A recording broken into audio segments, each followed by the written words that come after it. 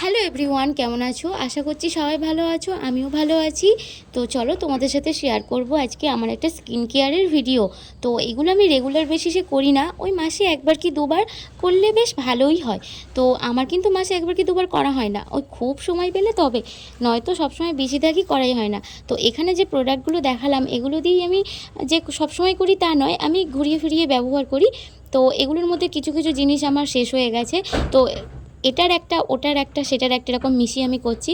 তো ফার্স্টে cleansing milk দিয়ে আমি ভালো করে ফেসটা ক্লিন করে নিলাম, নিয়ে মুছে নিলাম, নিয়ে এখানে একটা স্ক্রাব আমি ইউজ করছি। স্ক্রাবটা ভালো করে আমি ফেসে, গলায়, ঘাড়ে, এমনকি হাতেও আমি ইউজ করব। এটা ফুল বডি স্ক্রাব, তোমরা হাতেও ইউজ করতে পারো। ওই রেগুলার বেসিসে যে ট্যানটা পড়ে সেটা তুলে দিতে সাহায্য করে। তো স্ক্রাবিংটা মোটামুটি ওই 5 থেকে 6 মিনিট করার পরে আমি এটা রিমুভ করে দেব। তো এরপর আমি দিচ্ছি একটা কফির জেল। এই জেলটাও পুরো ফেস বডি দুটোতেই দেওয়া যায়। তো দুটোতে আমি ভালো করে ম্যাসাজ করে নিচ্ছি, নিয়ে এটাকে ক্লিন করে দেবো।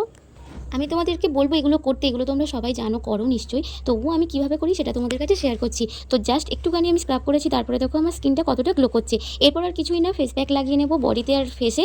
তো তারপরে 10 মিনিট রেখে রেখে আমি ক্লিন করে দেবো। তো তারপরে পিক আর নেওয়া হয়নি, পরের বারে দেখাবো। টাটা সবাইকে, দেখা হবে নেক্সট কোনো ব্লগে।